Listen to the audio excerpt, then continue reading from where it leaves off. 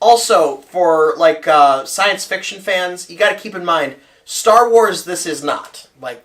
Yeah, it's I don't know very why. Different. See, when you're marketing, you got to compare it to Yes. things. So people are like, it's Star Wars and Lord of the Rings. It is neither. It is none of that.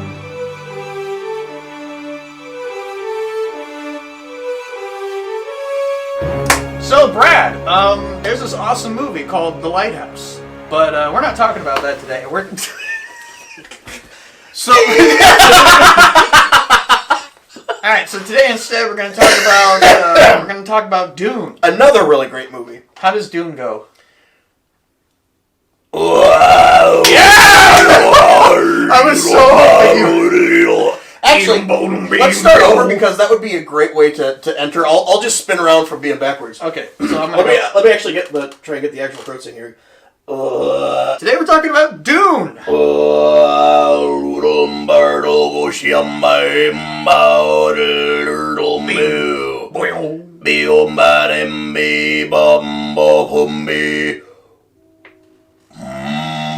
So this is the episode where we find out that Brad can kind of throat sing.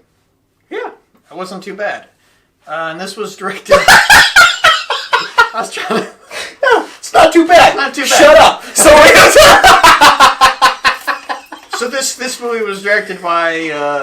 You're gonna have to look it up because it's a. Oh, for Pete's sake! All right. Denenu Villeneuve or something, and Dune Guy. It's directed by Dune Guy. This movie is directed by a guy I can't pronounce his name as well. But Dennis Villeneuve, old Denny made this. Dennis. He has done Enemy. He's done the new Blade Runner. He did Arrival, and then he did the first Sicario. All good movies. Go watch all those movies. And in a way, all those movies were kind of, I guess, preparing him for this. Because there's some, people saw Arrival and they're like, yeah, he could do Blade Runner. And people saw the new Blade Runner, if you liked it or not. I actually liked it a lot. I thought it was good. There was a domino effect leading to the guy who was going to direct the movie that is... It's based off of the book that has literally been described as unfilmable. Yeah, like Lord of the Rings, kind of. Yes, and people have tried to film it. I mean, there was the attempt of the 70s that was wild. Did you see that one, the David Lynch one? No, that's the one in the 80s. Oh.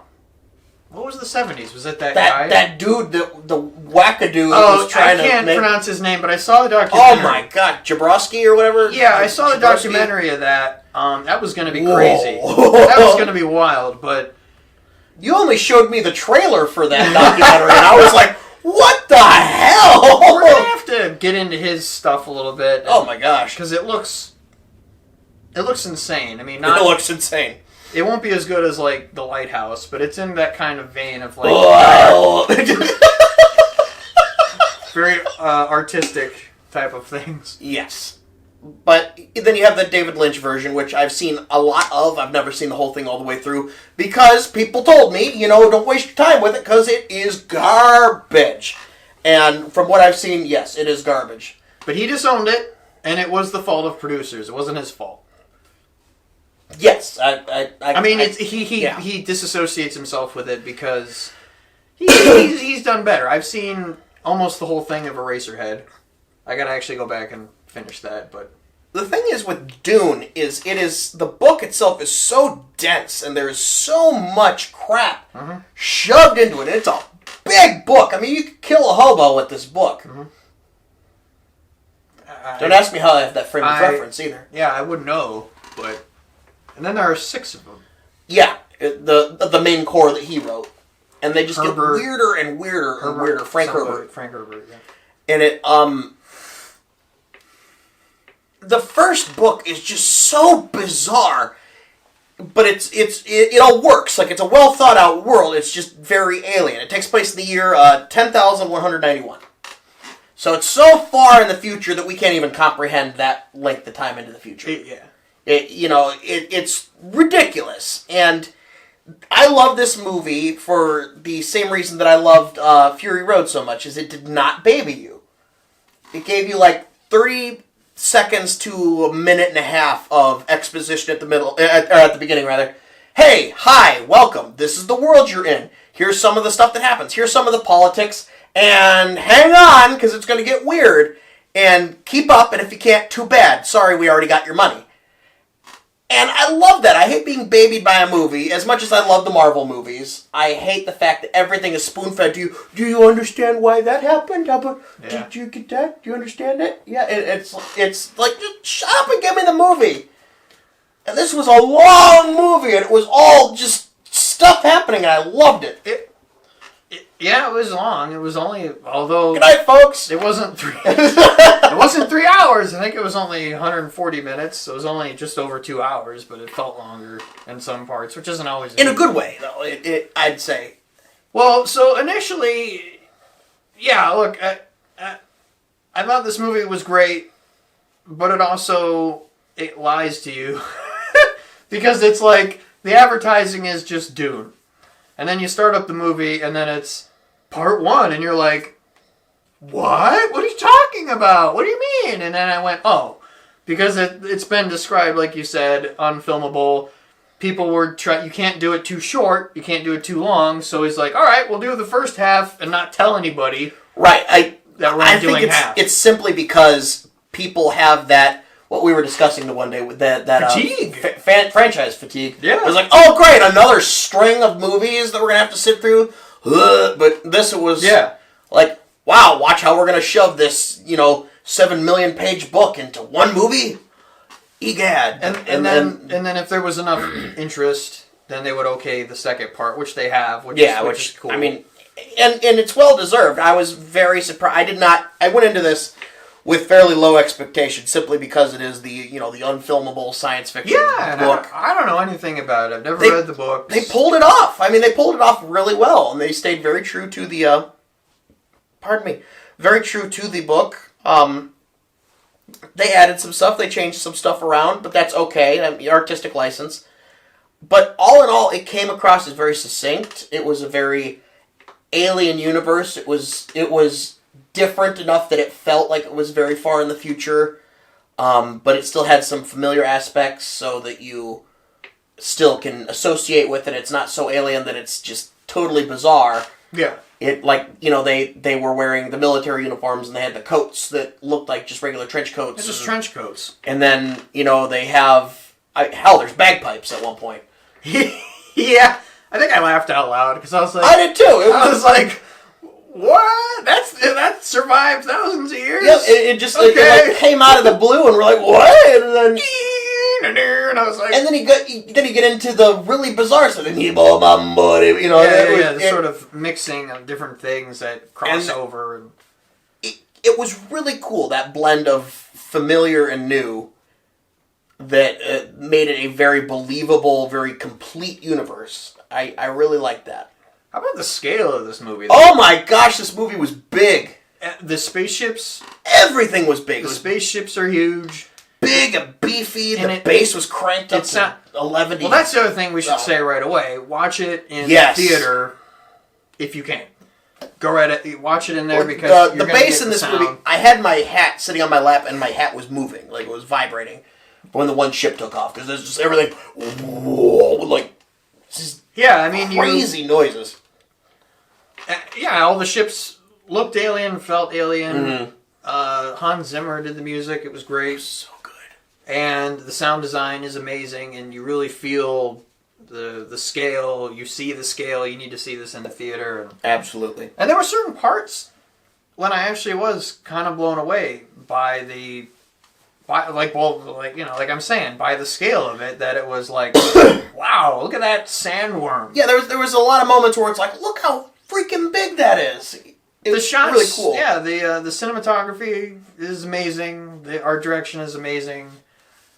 It actually has good visuals, and everybody was great in it. Like, everybody was perfectly cast. Mm-hmm. Everybody was cool. All the characters. The cast is crazy. Everybody's in it. Right.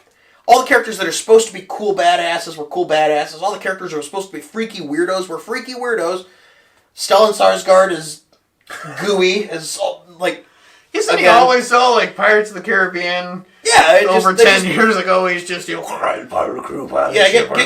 Skarsgård and just glue some crap to him and make I know. And make now him he's goopy and gross. Now he's like, he's gonna float across the table and then you say like, let's make Stellan Skarsgård kind of wet and slimy, and he'll be a great villain. Put him in oil. Yeah, he just okay, heck with it. We'll make some soup out of a Skarsgård.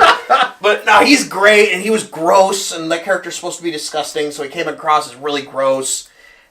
Everybody was awesome in this movie. And the kid, this Chalamet guy. Is it TImmothee? TImmothee, yeah. He was great as Paul Atreides. I have not seen him in anything up until I actually watched The French Dispatch, and he was great in that. Oh, I didn't realize he was in that. Yeah, he's in one of the stories. It's like 3 different stories. And that was the first time I had seen him, and then I went and saw this, like a week later, and he was also good in this. So I kind of get why he's in everything now. I mean, he's in a movie on Netflix, The King, or something like that. I haven't seen it yet, but he's gonna be Willy Wonka. He's gonna be like a young Willy Wonka. Oh, God, talk about franchise fatigue, right? Why? Because chocolate. Just stop. Oompa loompa doompa doo. I mean, I think the story itself, structure-wise, was a little different. There's a lot of stuff happening, but the story doesn't necessarily move. The story kind of moves. It's really just kind of like slow as a sandworm, kind of just going through the... Mm-hmm. Yeah, did you like that Dune joke there? I did not. I think it was pretty good. Where's my applause? 1 cent. Penny! That's how you properly use CGI. Like, that was really neat. Yeah, rarely in the oversaturated CGI movies right now. I mean, everything has CGI in it. Like I said earlier, I was like impressed. Like, wow, look at that thing! And it usually CGI. Nothing really impresses you anymore. Right. Well, CGI should be used to supplement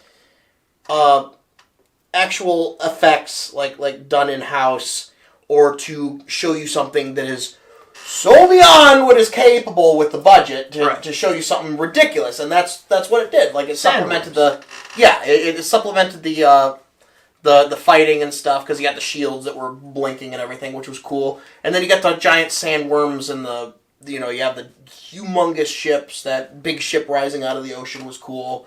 And I imagine it's all CGI, but I wouldn't be surprised to learn that some of this stuff was models and stuff. Models. At least I kind of hope it was, but who knows? I don't know. I mean, models still get used a lot. Mm-hmm. Because they pretty much always look good if you know what you're doing. Right. But yeah, this movie was really, you called it cerebral? Cerebral, yeah. It's a think and thought movie. You're really sort of in his head, the main character, Paul. Yes. And there's a lot of, spiritual kind of things going on. And there is a lot of metaphor in this movie. It's a lot of metaphor. They show you stuff that doesn't happen and that does happen and that might happen, that it happens a different way. It's confusing until you realize what's actually going on. Which made it all weird, which was good. Mm-hmm. It was good that it's weird. I don't know. I just always assumed Dune was weird. Dune's weird. It's really, really weird. It's really weird. You actually did some reading up on the later novels. We haven't read any of it. The end of the third... Spoiler! It's a review. Who cares? The end of the third book, Paul Atreides' son... Because he has a son, I guess. He has twins. Oh. His son fuses with baby sandworms, which are called sand trout. He takes one, shoves his hand down its gullet, and it envelops his arm, and then they start fusing into him, and he gives up his humanity so that he could be the best God Emperor of the universe, and he becomes a sandworm. I've seen He becomes a giant sandworm. So the next one... Picture. Yeah, the third, because it's the God Emperor. Yeah, it's Dune Messiah, which is 2. Third is Children of Dune, and then it's the God Emperor of Dune, and it's literally a sandworm human. He is a giant sandworm with the human face and arms, and he's gross.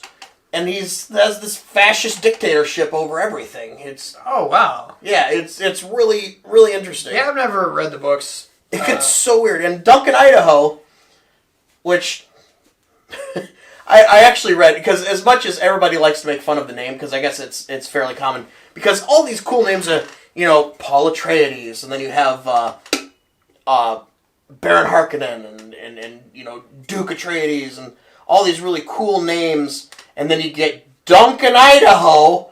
Duncan, Idaho. But somebody put it where this is so far in the future that you got to think of like a name that is like, a really old-fashioned name, like let's say John? Well, let's just go with like Well, no, they even have Paul. Like Judah. Judah's a very old, sort of like Hebrew-sounding name. And then pick a place that's like gone Babylon. So it'd be like Judah Babylon to us. So it's Duncan, Idaho. What actually happens... Well, now we're kind of getting into like the mythology of the Dune universe or whatever. Which is fine. What happens to Earth? To Earth? Oh, we've outgrown it. It's just... I know, but I don't know if it got blown up or... Because at this point, I guess we've colonized the entire universe. I don't know if they ever actually touch on it in the books. Probably in the later books, once other people got a hold of it. I don't think he ever did, because it's so far in the future that I think it's just an afterthought. I guess his son, the author's son, Frank Herbert's son, I guess, wrote a bunch more books and whatever with other people. So it's still going on today, I guess. Like there's graphic novels and whatever. I don't know anything about it, so going in completely cold, except that the trailers made it look weird. And I guess anything I knew about Dune it gets weirder. Previous was that it was weird. And it was weird. A lot of weird things going on. There's like weird witches. There's weird witches that... They're trying to breed the Messiah, basically. But you can just make... Like, I don't know if she actually mated with anybody, or if she's a virgin. She did, but she can choose whether she's going to have a boy or a girl, and she chose to have a boy instead of a girl. Yeah. She's supposed to have a girl. The Bene Gesserit. Yeah. It's definitely that coming of an age story mixed with a reluctant the hero's journey. It's definitely and also a very like Christ journey as well. The Christ parallels are just obvious. It's like Narnia. Yes. Where beavers believe in Jesus Christ. Yeah. Totally stole that from Rick and Morty. Season 5, which you should watch. Rick and Morty. Really good. It's good. Go watch it. Just don't be a douche. Okay. So it's not to the weirdness of The Lighthouse or The Green Knight even. It's a different kind of weird. But it's... And I reference those movies because those are weird. It's weird-ass movies. Very, also very cerebral. There's art. Yeah. Yeah, art in it. It's not just content. This was definitely more of a popcorn movie than those were. This for sure was, but at least... But this is the most... Dennis was... Yeah, this is the most thinky popcorn movie I've ever seen, where it's like, you gotta pay attention. Unless it's a Chris Nolan film where your head is just spinning. Yeah. Like even Tenet.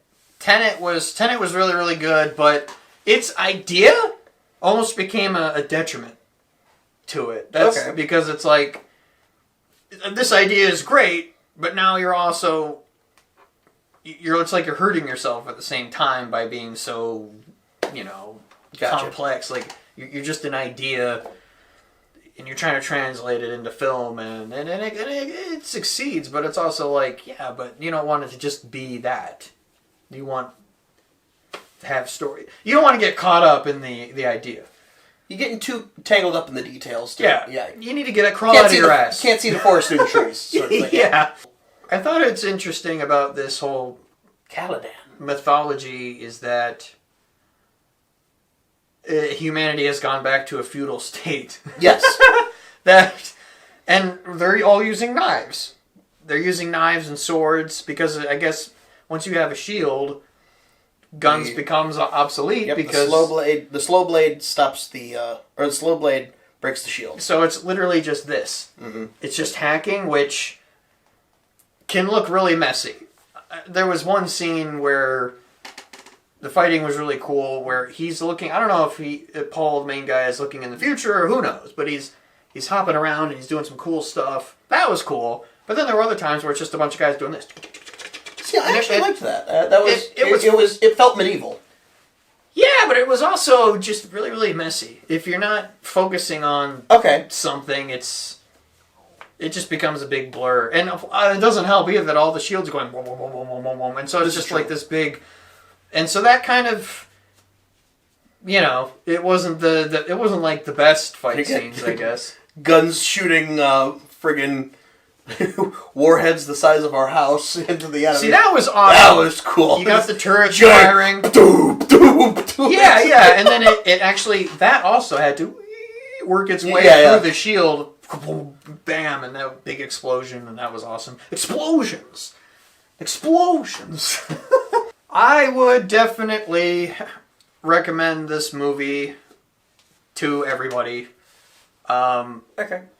I think there are some people that, you know, probably won't get anything out of it, but I guess that's pretty much every movie. But I think everything is not neatly explained in 30 seconds at the beginning of the film. Everything you need to know. I guess there is a lot of explanation that if you blink, you know, you miss it.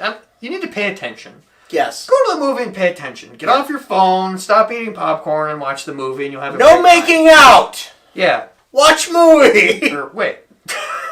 But you'll have a great time.